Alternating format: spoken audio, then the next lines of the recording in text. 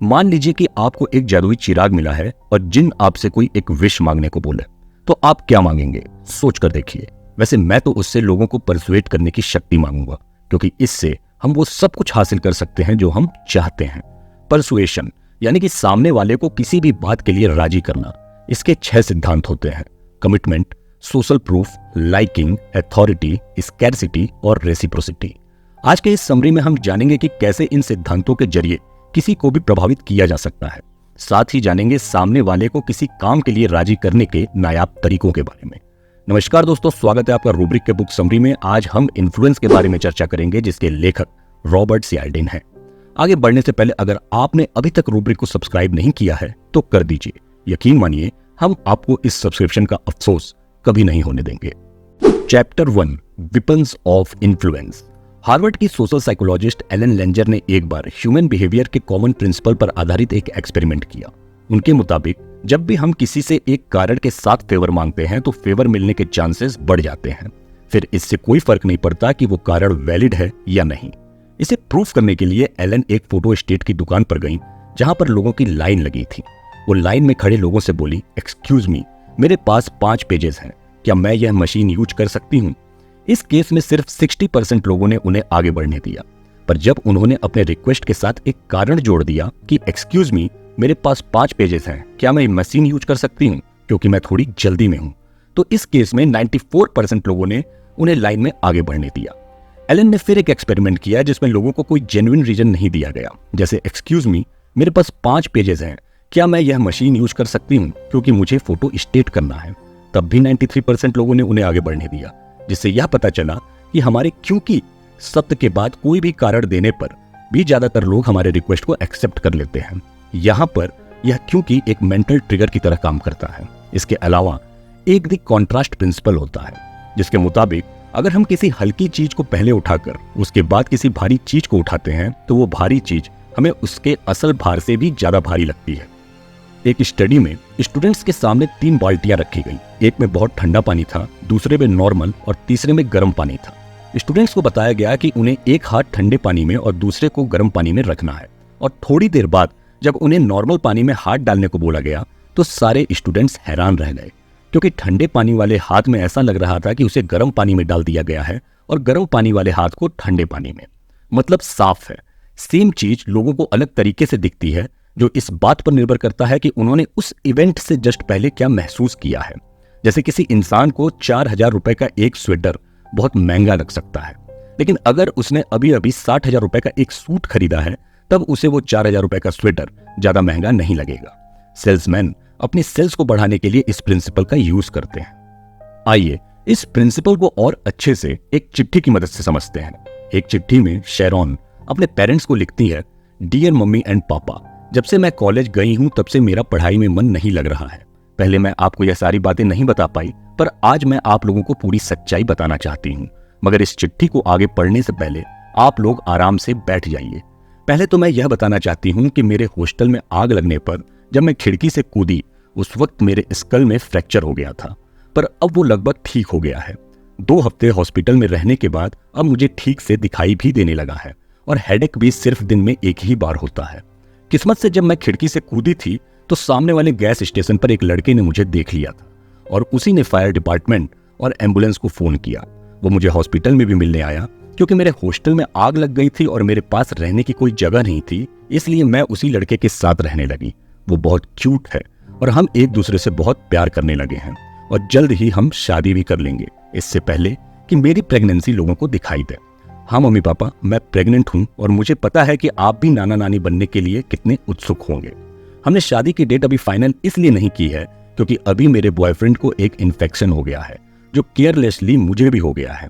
अब जो कि मैं आपको सब कुछ बता चुकी हूँ, तो मैं आपको यह भी बताना चाहती हूँ कि मेरे हॉस्टल में कोई आग नहीं लगी थी, मेरा कोई स्कल फ्रैक्चर नहीं हुआ था, मैं हॉस्पिटल में नहीं थी, और ना ही मैं प्रेग्नेंट हूँ। मैं किसी से शादी नहीं कर रही और ना ही मेरा कोई बॉयफ्रेंड है। बस मैं हिस्ट्री और केमिस्ट्री में फेल हो गई हूँ। इसलिए बस मुझे कुछ भला बुरा बोलने से पहले याद यह रखिएगा कि जिंदगी में चीजें इससे भी ज्यादा बुरी हो सकती हैं, और छोटी छोटी बातों पर गुस्सा नहीं किया जाता है। आपकी प्यारी बेटी शेरॉन। इस लेटर से एक बात तो क्लियर है कि शेरॉन बेशक हिस्ट्री और केमिस्ट्री में फेल हो गई, लेकिन उसे साइकोलॉजी में ए ग्रेड ही मिलता, क्योंकि उसे पता था कि कॉन्ट्रास्ट प्रिंसिपल यूज कैसे करते हैं। Chapter 2 reciprocity. एक एक्सपेरिमेंट में एक प्रोफेसर ने अनजान लोगों को क्रिसमस कार्ड्स भेजे और बदले में उन अनजान लोगों में से ज्यादातर लोग प्रोफेसर को रिप्लाई में कार्ड्स भेजे। यही रेसिप्रोसिटी है, जिसके अनुसार हम उन चीजों को वापस करने की कोशिश करते हैं जो हमें सामने वालों से मिलता है।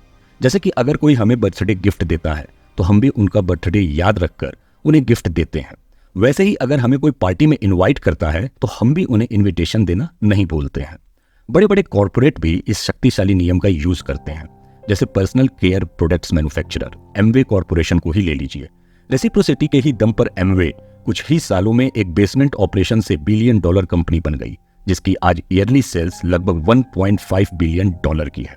दरअसल शुरुआत में उनकी एक बहुत ही सक्सेसफुल स्ट्रेटेजी थी, जिसमें वो कस्टमर्स के घरों पर जाकर उन्हें 24 घंटों के लिए टोकरी भर के अपने प्रोडक्ट्स जैसे shampoo, detergent, furniture polish, deo और विंडो क्लीनर्स देकर उनसे बोलते कि आप इन्हें यूज करके देखिए और हम कल वापस आएंगे। अगर आपको प्रोडक्ट पसंद आए तो खरीद लीजिएगा, वरना वापस कर दीजिएगा। अगले दिन जब एमवे के एग्जीक्यूटिव्स कस्टमर के पास जाते तो ज्यादातर कस्टमर्स उस टोकरी के आधे सामान को खरीदने के लिए तैयार हो जाते थे, जिससे एमवे की सेल्स शॉकिंग तरीके से बढ़ने लगी। ऐसे ही वर्ल्ड वॉर 1 के दौरान एक जर्मन सैनिक था, जिसका काम दुश्मन देश के सैनिकों को पकड़ के लाना और उनसे सारी इंफॉर्मेशन निकलवाना था। वो यह काम बहुत बार कर चुका था, इस बार भी उसे यह काम दिया गया। वो बहुत चालाकी से दुश्मन के इलाके में पहुंचा, जहां पर एक अकेला सैनिक खाना खा रहा था। वो जर्मन सैनिक को देखकर बहुत डर गया और जो उसके हाथ में एक ब्रेड का टुकड़ा था वो उसने उसको दे दिया। जर्मन सैनिक अपने दुश्मन देश के सैनिक के हाथ से पाए उस ब्रेड को तोहफे की तरह देखा और इतना इंप्रेस हो गया कि उसने अपना मिशन ही पूरा नहीं किया और खाली हाथ ही वापस चला गया। उसे यह समझ में ही नहीं आया कि अनजाने में ही सही, पर उसके साथ रेसिप्रोसिटी के नियम का प्रयोग हुआ था। इसके अलावा एक और कामगर टेक्निक होती है, रिजेक्शन देन रिट्रीट टेक्निक। जैसे मान लीजिए अगर मुझे आपसे 10 रुपए चाहिए तो मैं पहले आपसे 100 रुपए मांगूंगा। अगर आप मान गए तो मुझे 10 गुना पैसा मिल जाएगा। अगर नहीं माने तो मैं आपसे 10 रुपए तो मांग ही लूंगा। अगर हम किसी से इस तरह से रिक्वेस्ट करते हैं तो हमारे सफल होने के चांसेस ज्यादा बढ़ जाते हैं। अगर आपसे कहा जाए कि आप एक बिलियर्ड टेबल के डीलर हैं और आपको इन्हें बेचना है, तो आप पहले कौन सा टेबल बेचेंगे, 25,000 रुपए वाला या 3 लाख रुपए वाला? चांसेस है कि आप सस्ता वाला ही पहले बेचना प्रेफर करेंगे। पर वेरेन केलर, जो कि ब्रंसविक में बिजनेस प्रमोशनल मैनेजर हैं, उनके मुताबिक आप गलत हो सकते हैं। अपने पॉइंट को प्रूव करने के लिए उन्होंने एक एक्सपेरिमेंट में पहले हफ्ते अपने सारे कस्टमर्स को सस्ते बिलियर्ड टेबल्स दिखाए और बाद में महंगे। उस हफ्ते एवरेज सेल $150 की हुई। फिर अगले हफ्ते उन्होंने हर कस्टमर को पहले सबसे महंगे बिलियर्ड टेबल दिखाए और फिर बाद में सस्ते टेबल दिखाए, और इस पूरे हफ्ते उनकी एवरेज सेल्स पूरे $1,000 तक हुई। Chapter 3 commitment and consistency. साल 1960 में जोनाथन फ्रीडमैन और स्कॉट फ्रेजर ने एक एक्सपेरिमेंट किया। वो कैलिफोर्निया के एक रेजिडेंशियल एरिया में गए वॉलंटियर बनकर और वहां के लोगों से रिक्वेस्ट किया कि वो लोग अपने लॉन में ड्राइव केयरफुली लिखा हुआ एक बड़ा बोर्ड लगवा लें। तब 83% लोगों ने ऐसा करने से साफ मना कर दिया। कुछ दिनों बाद जब रिसर्चर्स ने यही एक्सपेरिमेंट दोबारा दोहराया तो लगभग 76% लोग वो सेम बोर्ड अपने लॉन में लगवाने के लिए तैयार हो गए। अब सोचने वाली बात यह है कि इस बार रिसर्चर्स ने ऐसा क्या किया। दरअसल इस केस में रिसर्चर्स ने 2 हफ्ते पहले एक और वॉलंटियर भेजा था, जिसने एक 3 इंच का छोटा सा स्टिकर जिसपे सेफ ड्राइव लिखा था लोगों को अपने घर की खिड़की पर लगाने के लिए बोला, और स्टिकर के छोटे साइज की वजह से ज्यादातर लोग उसे लगाने के लिए तैयार भी हो गए और भविष्य में ऐसे किसी भी सपोर्ट देने का कमिटमेंट भी कर दिए। और जब 2 हफ्ते बाद इन्हीं लोगों ने एक बड़ी रिक्वेस्ट लेकर उनके सामने आए तो वो उसके लिए भी आसानी से मान गए। इसी को कमिटमेंट एंड कंसिस्टेंसी प्रिंसिपल कहते हैं, जिसका प्रयोग सेल्स में बहुत किया जाता है। जो सेल्समैन इस प्रिंसिपल को फॉलो करते हैं वो जानते हैं कि बड़ी सेल्स करने से पहले उन्हें छोटी सेल्स करनी पड़ेगी, जिसके लिए ज्यादातर लोग जल्दी राजी भी हो जाते हैं। मतलब जैसे ही आपने किसी को छोटा सा भी सामान बेच दिया तो वो अब आपका कस्टमर बन जाएगा, और एक नए इंसान के मुकाबले एक एग्जिस्टिंग कस्टमर को सेल करना ज्यादा आसान होता है। यह सिद्धांत कितना शक्तिशाली है इसका अंदाजा कोरियन वॉर के वक्त अपनाई गई चाइनीज पॉलिसी से भी लगाया जा सकता है। दरअसल युद्ध के दौरान कई अमेरिकन सैनिकों को बंदी बना लिया गया। चाइनीज ने उनके प्रति लीनियंट पॉलिसी अपनाया और किसी भी सैनिक को कठोर सजा नहीं देने का वादा किया। जनवरी 1954 में जब युद्ध खत्म हुआ तो बंदी सैनिकों को घर जाने का मौका दिया गया, लेकिन 22 अमेरिकन सैनिकों ने अमेरिका जाने से मना करके चाइना में ही रहने की इच्छा जाहिर की। अमेरिकन का कहना था कि चाइनीज कम्युनिस्ट ने उनके सोल्जर्स का ब्रेन वॉश कर दिया है, लेकिन सोचने वाली बात यह है कि आखिर उन सैनिकों के साथ ऐसा क्या किया गया था कि उन्होंने न सिर्फ अपने घर जाने से मना किया, बल्कि युद्ध के समय दुश्मनों को अपनी सारी जानकारी भी दे दी। यह वही सैनिक थे जो हर तरह का टॉर्चर सहन करने में माहिर थे। ये वही ट्रेंड सैनिक थे जो अपने नाम, रैंक और सीरियल नंबर के अलावा कुछ भी नहीं बताते थे। पूरे एनालिसिस के बाद पता चला कि चाइनीज ने कमिटमेंट एंड कंसिस्टेंसी प्रिंसिपल की मदद से उनके पूरे थॉट प्रोसेस को ही बदल कर रख दिया। वो बंदी सैनिकों के पास जाकर उन्हें बड़े प्यार से एंटी अमेरिकन, जैसे यूनाइटेड स्टेट्स परफेक्ट स्टेट्स नहीं है, या फिर प्रो कम्युनिस्ट, जैसे एक कम्युनिस्ट देश में नौकरी की कोई समस्या नहीं है, जैसे स्टेटमेंट्स लिखने को बोलते थे। जब एक बार उनकी यह छोटी रिक्वेस्ट पूरी हो जाती तो वैसे ही और ज्यादा इंटेंस रिक्वेस्ट की जाती, जैसे उन्हें अमेरिका से रिलेटेड सारी प्रॉब्लम्स की एक लिस्ट बनाने के लिए बोला जाता और बाद में इन सब पॉइंट्स से पैराग्राफ और पैराग्राफ से एस्से बनाकर उनका उस पे साइन ले लिया जाता था। बाद में चाइनीज उन एस्सेस को एंटी अमेरिकन रेडियो पर ब्रॉडकास्ट करवाते ताकि बाकी अमेरिकन सैनिक भी उन्हें सुन लें। इससे बंदी सैनिकों को लगता कि उन्होंने तो दुश्मन का साथ दे दिया है, और तो और बिना जोर जबरदस्ती के उन्होंने अपने देश के खिलाफ रिटर्न में स्टेटमेंट्स भी दी है, और ज्यादा साइकोलॉजिकल प्रेशर की वजह से वो अपनी सेल्फ इमेज को ही बदल दिए। वो इस बात पर यकीन करने लगे कि उनके ही देश में प्रॉब्लम है, उन्हीं के देश ने युद्ध शुरू किया है। पर बेचारे सैनिक यह नहीं जानते थे कि असल में उन पे कमिटमेंट और कंसिस्टेंसी प्रिंसिपल का इस्तेमाल किया गया था। Chapter 4, social proof. क्या कभी आपने सोचा है कि टीवी में दिखाए जाने वाले कॉमेडी शोज के बैकग्राउंड में लॉफिंग ट्रैक्स क्यों डाले जाते हैं? एक सर्वे के मुताबिक तो ज्यादातर लोगों को उस झूठी हंसी से इरिटेशन होती है। फिर भी आखिर क्यों प्रोड्यूसर्स इन नकली हंसी की आवाजों को अपने शोज में डालते हैं? दरअसल इन प्रोड्यूसर्स को पता है कि रिसर्च क्या कहती है। एक एक्सपेरिमेंट्स के मुताबिक इन झूठी हंसी की वजह से दर्शक किसी जोक पर ज्यादा देर तक हंसते हैं, फिर इससे फर्क नहीं पड़ता कि वो जोक अच्छा है या बुरा। इसी सिद्धांत को हम सोशल प्रूफ कहते हैं, जिसका प्रयोग लगभग हर जगह देखने को मिलता है। जैसे बारटेंडर्स को ही ले लीजिए, वो पहले से ही जार्स में पैसे भर कर रखते हैं ताकि लोगों को लगे कि यहाँ पर हर कोई टिप देकर जाता है, तो उन्हें भी दे देना चाहिए। या फिर रेस्टोरेंट्स को ही ले लीजिए, जो बाहर इतनी डमी कार पार्क कर देते हैं जिससे लोगों को लगता है कि अगर यहाँ भीड़ है तो यह रेस्टोरेंट भी अच्छा ही होगा। या फिर फेक गूगल रिव्यूज को ही ले लीजिए, जो आपको किसी प्रोडक्ट को चुनने में मदद करते हैं, जिसका रिव्यू अच्छा मतलब कि वो प्रोडक्ट भी सुपर। इसी को सोशल प्रूफ कहते हैं, जिसे हम सब फॉलो करते हैं। इसके अलावा एक और प्रिंसिपल होता है, प्रिंसिपल ऑफ सिमिलैरिटी। हम उन्हें ज्यादा फॉलो करते हैं जो हमारे जैसे होते हैं, और इसको प्रूफ करने के लिए रिसर्चर्स ने मैनहट्टन के मिड टाउन में कई वैलेट्स रखे।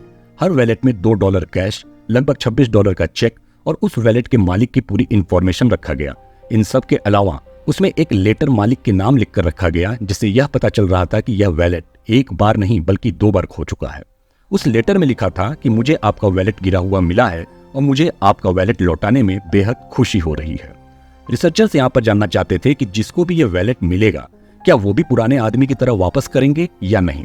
इसके अलावा लगभग आधे वैलेट्स में रिसर्चर्स ने लेटर एवरेज अमेरिकन इंग्लिश में लिखा था, जबकि बाकी में लेटर बहुत ही खराब इंग्लिश में लिखा हुआ था, जिससे साफ पता चल रहा था कि वो वैलेट वापस करने वाला इंसान अमेरिकन तो बिल्कुल भी नहीं है।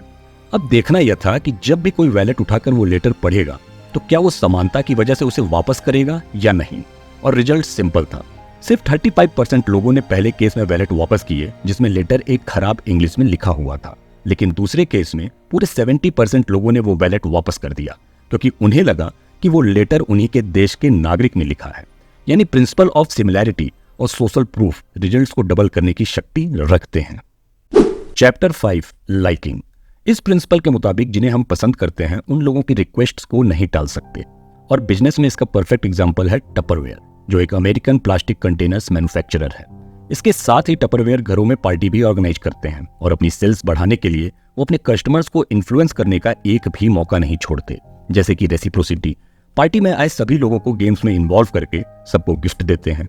फिर कमिटमेंट, जैसे हर पार्टिसिपेंट जो टपरवेयर के प्रोडक्ट्स को ऑलरेडी यूज करते हैं उन्हें प्रोडक्ट के फायदों के बारे में बोलने के लिए कहते हैं। फिर सोशल प्रूफ, जब लोग देखते हैं कि उनके सामने उनके दोस्त टपरवेयर के प्रोडक्ट्स यूज कर रहे हैं तो उससे एक सोशल प्रूफ क्रिएट होता है जो बाकी लोगों को भी प्रभावित करता है। लेकिन इनमें से सबसे इफेक्टिव प्रिंसिपल होता है लाइकिंग, और टपरवेयर इस प्रिंसिपल का भी यूज करना बखूबी जानता है, और तभी उनके प्रोडक्ट्स को खरीदने के लिए किसी अनजान से नहीं बल्कि पोटेंशियल कस्टमर के जान पहचान वालों से ही रिक्वेस्ट करवाई जाती है, जैसे उस होस्ट से जिसने वो पार्टी दी है और जिसने सबको इनवाइट किया है। पार्टी में आए सारे मेहमान ये भी जानते हैं कि हर एक परचेज पर पार्टी के होस्ट को कमीशन मिलेगा, लेकिन फिर भी वो अपने दोस्त को मना नहीं कर पाते हैं। अब सवाल यह है कि यह लाइकिंग बढ़ती कैसे है, और इनमें सबसे पहले आता है फिजिकल अट्रैक्टिवनेस। जी हाँ, सुंदर और स्मार्ट दिखने वाले लोगों को सोशली ज्यादा इंपॉर्टेंस दी जाती है। हमारा ब्रेन खूबसूरत दिखने वाले लोगों के साथ सारी अच्छाइयां जैसे कि टैलेंट, ऑनेस्टी, इंटेलिजेंस खुद ब खुद जोड़ लेता है। जैसे एक स्टडी में पता चला कि ज्यादातर इंटरव्यूअर्स अच्छे और स्मार्ट दिखने वाले लोगों को उनके कैपेबिलिटी के मुकाबले ज्यादा मार्क्स देते हैं। इसके अलावा पेनिनसुला कोर्ट रिकॉर्ड्स के मुताबिक अट्रैक्टिव लोगों की तुलना में अनअट्रैक्टिव लोगों को दोगुनी सजा सुनाई गई थी। दूसरे नंबर पर आता है सिमिलैरिटी। ये तो हम जान चुके हैं कि हम उन लोगों को ज्यादा पसंद करते हैं जो हमारे जैसे होते हैं, जैसे हमारे कपड़े। जी हाँ, हम उन लोगों की ज्यादा मदद करते हैं जो हमारे ही तरह कपड़े पहनते हैं। साल 1970 की एक स्टडी में रिसर्चर्स कॉलेज स्टूडेंट्स के पास गए और उनसे फोन कॉल करने के लिए पैसे मांगे। जब रिसर्चर्स ने स्टूडेंट जैसे कपड़े पहने थे तो 70% स्टूडेंट्स ने उनकी रिक्वेस्ट को मान लिया, लेकिन जब वो स्टूडेंट्स से अलग कपड़े पहनकर वही सेम रिक्वेस्ट किए तो लगभग 35% स्टूडेंट्स ने उन्हें मना कर दिया। इसके अलावा जब हमारे इंटरेस्ट और बैकग्राउंड दूसरों से मिलते हैं तब भी हम एक दूसरे को पसंद करते हैं, और यह पैतरा सेल्समैन बहुत अच्छे से जानते हैं। उदाहरण के तौर पर कार सेल्समैन कस्टमर की हॉबीज और बैकग्राउंड के बारे में वो उनसे बात करने के लिए माहिर होते हैं। अगर कस्टमर की कार की बैक सीट में गोल्फ बॉल्स है तो सेल्समैन बोलेंगे कि काश यह बारिश रुक जाती और मैं दोबारा से गोल्फ खेल पाता।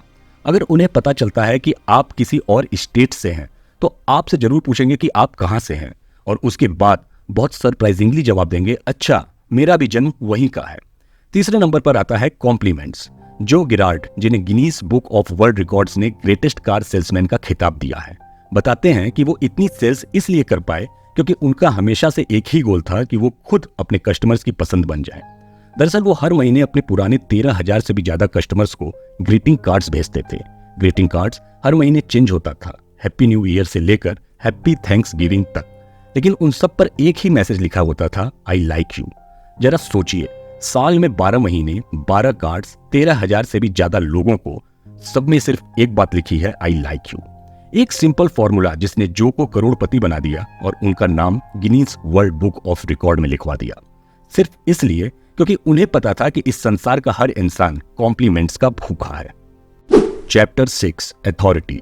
लोग जिन्हें अथॉरिटी की तरह देखते हैं उनकी बातें ज्यादातर मानते हैं। अब जैसे डॉक्टर्स को ही ले लीजिए, किसी भी डॉक्टर को ऑपरेटिंग रूम में देखते ही हम नो रिएक्शन मोड में चले जाते हैं और उनका दिया हर एक सुझाव बिना किसी शक के हम आंखें बंद करके मान लेते हैं, क्योंकि हम जैसे ही किसी अथॉरिटी को देखते हैं हमारा दिमाग खुद ब खुद ऑफ मोड में चला जाता है।